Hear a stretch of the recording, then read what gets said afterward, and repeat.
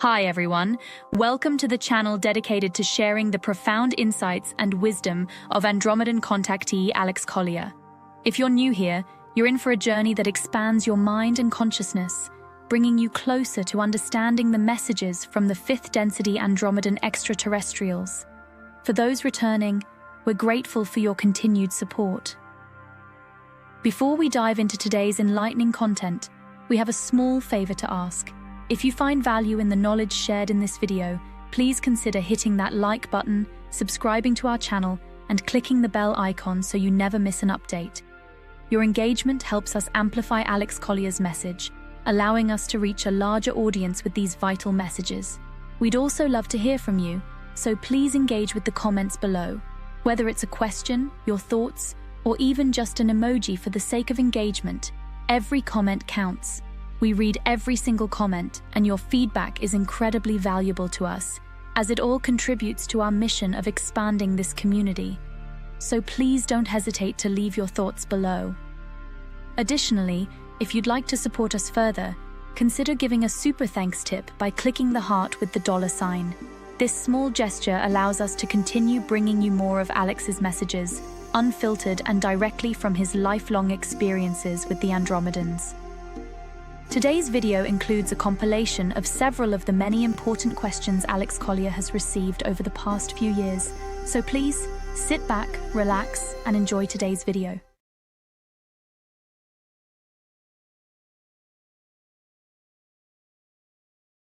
A few webinars back, you talked about the hierarchy ruling over us, regressive ETs, shadow government, deep state, etc. Can you go over that again and give us the chain of command as well as the roles they play and what occupation they might hold? Boy. Okay, that might take 10 minutes or so.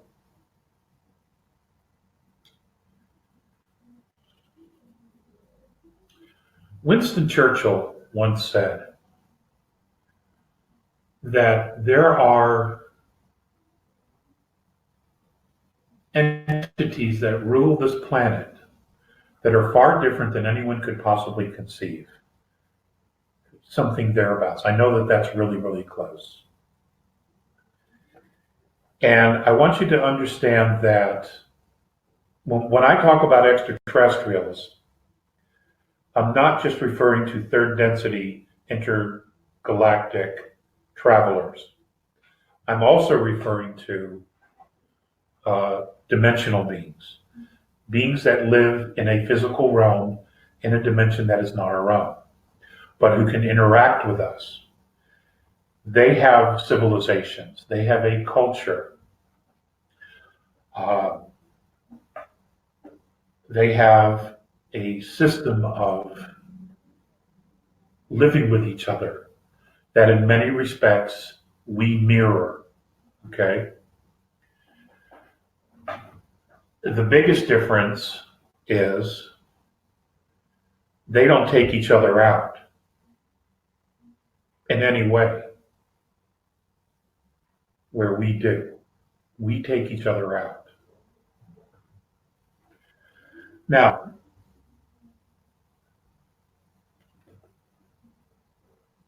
there has been in place underground a hierarchy of a culture that is predominantly reptilian. On the surface, we have a culture that has been primarily Anunnaki, or maybe I should say more Nephilim. And what I mean by Nephilim is I mean half-breeds, half Anunnaki, half human. Okay, Earth women who have had offspring. Now, those beings were not allowed to leave the last time the Anunnaki left completely, because they're half-breeds, you see. So that should tell you that the Anunnaki themselves have a class structure, a class system. you have the Nibiru, the ruling class, then you have the Anunnaki. And then underneath that, you will have a warrior class of beings who do probably the yeoman's work of everything that physically needs to be done.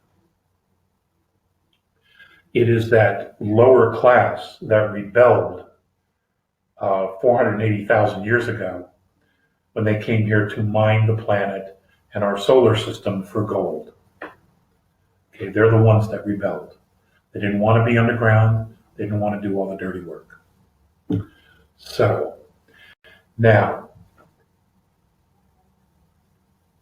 as it's been explained to me, those that were here ruling were frustrated. They didn't want to be here anymore. They didn't want to babysit. They didn't want to take care of humanity. They had their little favorites, but the rest of humanity they had absolutely no use for. Okay, they weren't interacting in an outward way in any way, shape, or form. All of this was deep from the shadows. And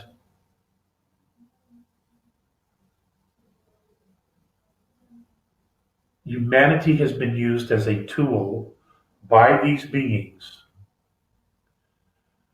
for their pleasure and their amusement.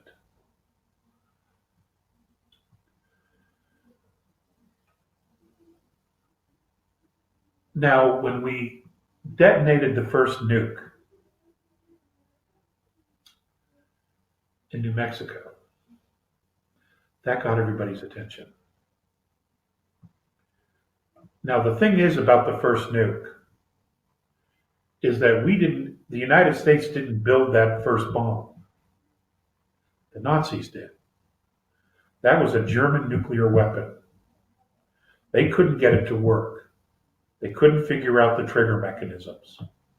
But we did. We figured that out. So that first nuke that was blown in New Mexico was a German Nazi nuclear weapon.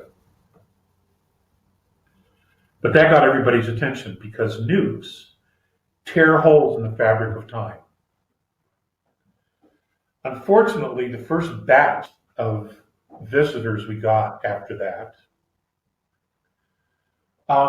were basically pirates.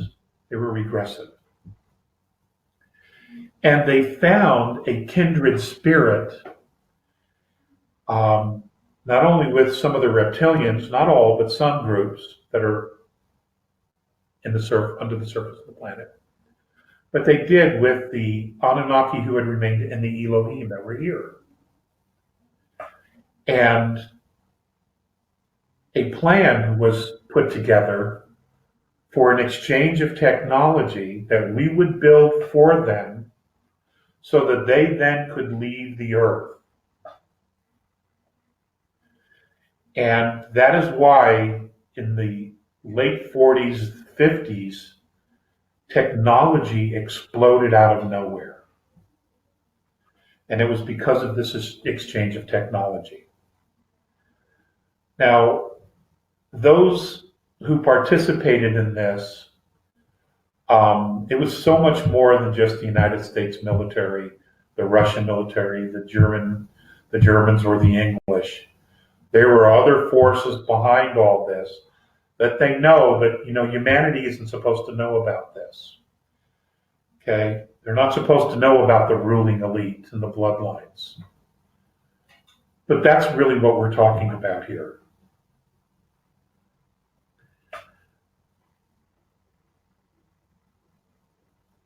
What also happened was a group from the Pleiades,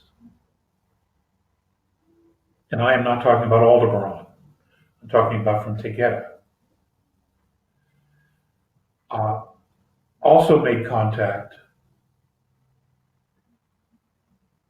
shortly after, I believe it was shortly after the first meeting with the Greys and the Orion group, some of which were humanoid. And they cautioned the world's governments about making such a deal or to against um, signing any kind of an agreement or treaty with this group, that they were simply not trustworthy. Well, apparently we had to learn the hard way, or we were manipulated into a situation where we had to make an agreement with the Orion group and the Greys, because they were willing to help the Elohim and the Anunnaki that were here, stuck here, and some of the reptilian groups. Okay, they were all kindred spirits, like I said earlier. And they needed the technology in order to control, manipulate, and to actually leave the planet, because they were tired of being here, stuck here. So that deal went down. What they didn't count on, though, was other benevolent races also being aware of this incident and investigating it for themselves. And that's how we, Earth, our solar system, got on everybody else's radar, especially in the higher dimensions. Because when you tear holes in dimensional time, it sends a shockwave all the way up. I don't know how far it up, but we know it at least went to 6th density, or at least that's what I've been told, that it at least went to 6th density. And that those on 6 talked to 5 beings on the 5th density, investigated, started talking to the benevolence on 4th, those who they were mentoring and already had an established relationship, a genuine relationship with, one of trust. And that's how this whole thing began to unfold regarding the intervention. And it was shortly thereafter where they discovered these clusters of incredible soul groups that were here, who had this enormous gift of emotional range and actually had the ability to see higher dimensional realms. That was about 10 minutes, yeah. That's the short answer. Lauren, that's the short answer. But that's essentially it. That's the abridged, the Cliff Notes version. If you're my age, you remember Cliff Notes, right?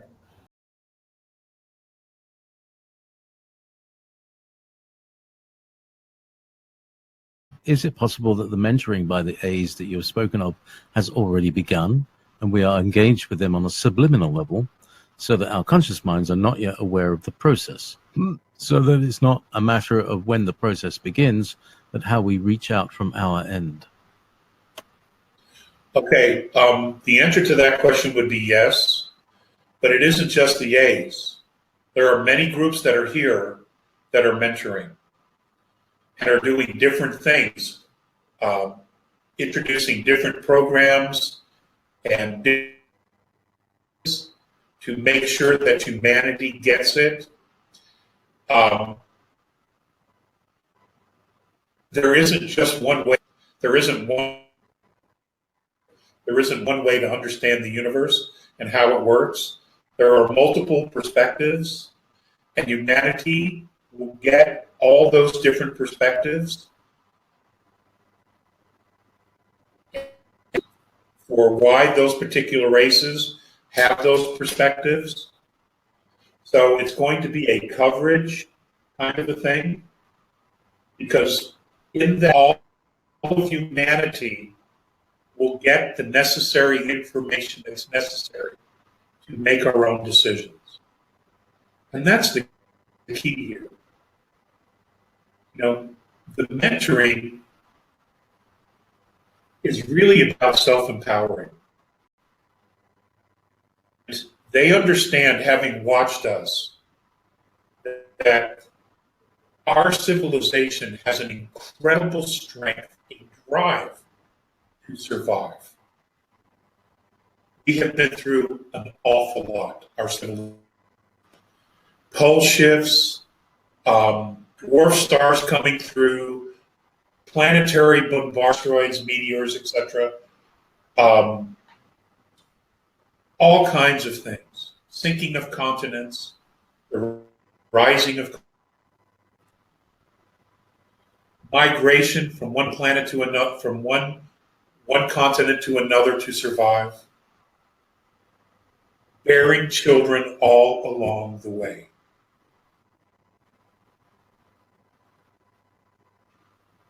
It's been an amazing journey, and they know this. But they're in awe of our drive to survive. And they are counting on that drive to survive. They are to be channeled into knowledge, into wisdom, into leadership. They're counting on that. So they are using our strengths to empower us and to enlighten us. That's the goal here. They're not here to babysit. And they damn sure don't want. Okay, they really don't. And that's not what this is about anyway. Okay, they're not here to have us worship them. They're here to wake us the hell up.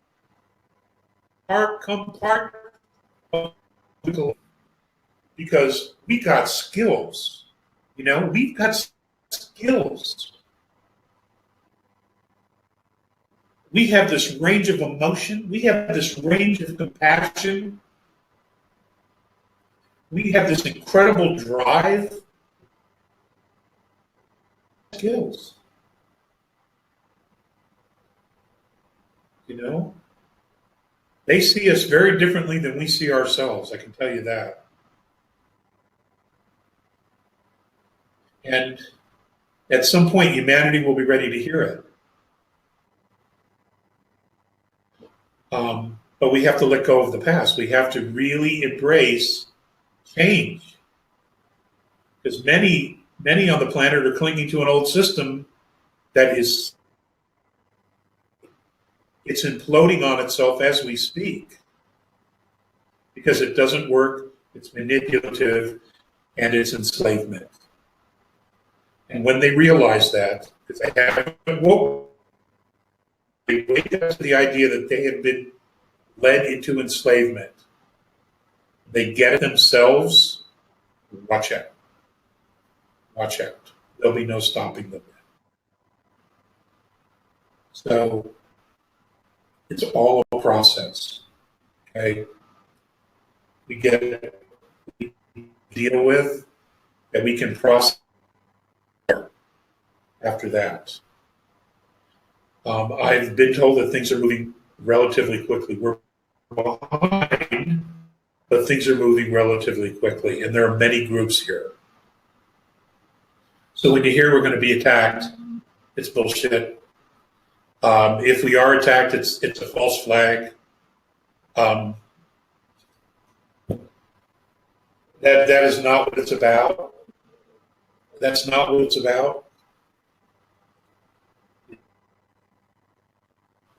Our governments were warned about doing work with the Greys, the Zeta 2 Greys, working with the Orion group, to be leery of the reptilians. We were warned. We didn't heed the warning. Our leaders did not heed the warning. And we've been all paying for it ever since. Hence the intervention. So things are turning around. It may seem like the Titanic, which couldn't make the turns because they built. Well, we have help. We have some tugboats helping to move our ship a little bit quicker. So you just got to have faith. You have to know. You have to be clear. You have to ask for the information. Okay? Ask to know for your highest good what the truth is. And be specific about the information you want. The universe will respond. It absolutely will. It's designed to do that.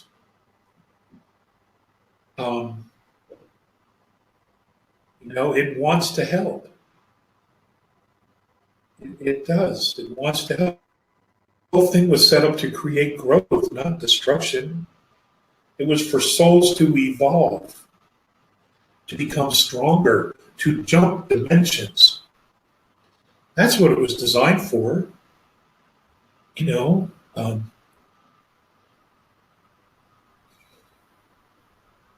you know that, the plan works. You approach it in a different way. You approach life in a very different way. And you see the tests, trials, and tribulations for what they are, tempering of the steel. Okay? To add more rings to that tree so it gets bigger and stronger.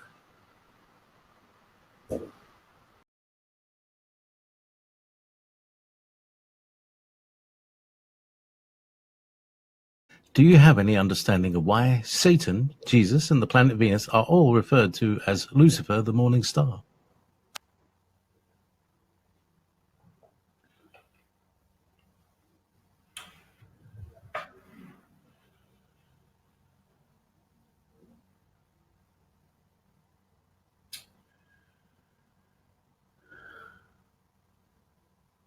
The last time Nibiru came through our solar system, it brought Venus. Point of fact.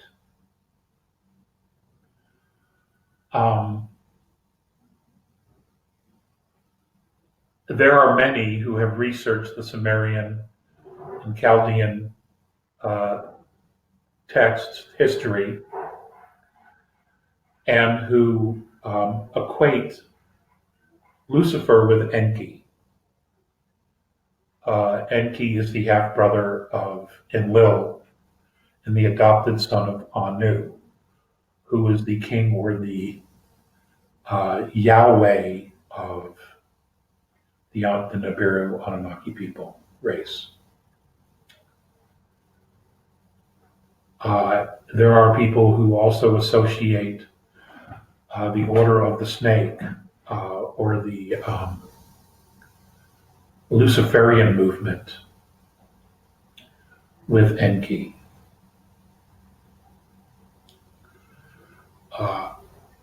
I think Enki's gotten a bad rap over the years. Now, it's associated with Jesus? No. I don't know what that's about.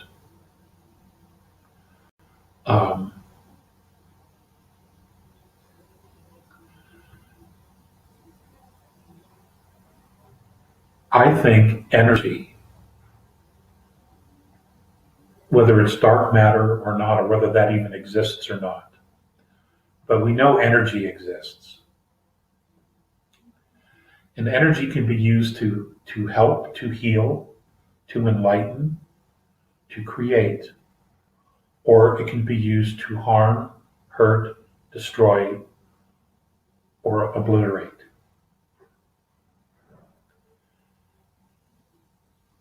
It all comes down to one's perception. What does one believe?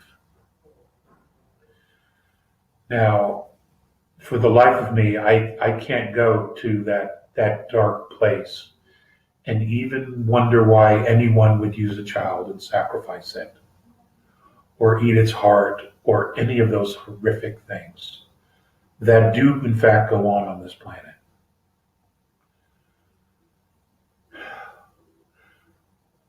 I can't go there. But nonetheless, I know that it's a reality that those things do exist here.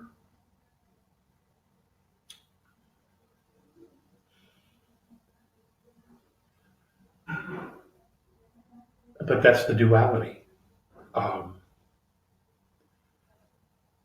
My own personal belief, that's all it is that it is not those who go that far to the dark side, that it really doesn't have anything to do with power. It has to do with somewhere inside of them they loathe and hate themselves. And they believe that acquiring this power will help them go further into destroying their own selves. But they don't have enough courage to just do it to themselves, to take themselves out. They want to punish everything around them because they don't love themselves. I'm still working on that.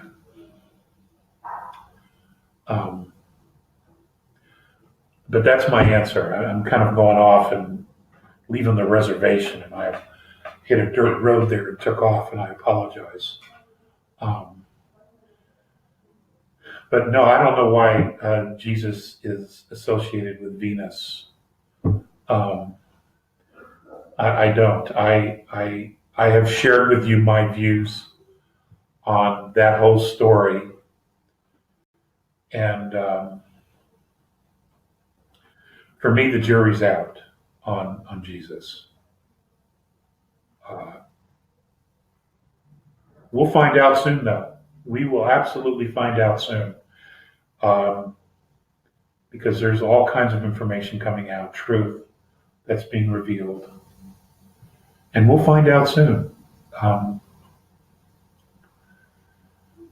But, let's just go back to what the New Testament does say, and let's assume for the moment that Jesus is who he said he was, and that he is who the Catholic Church said he is.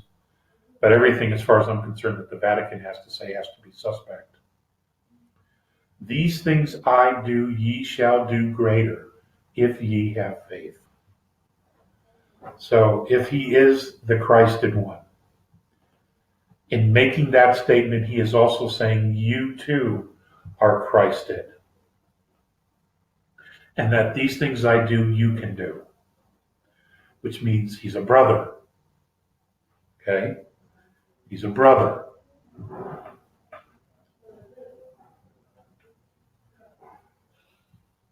And maybe that's where the relationship should be, or the perception we should have about that relationship is that he's a brother.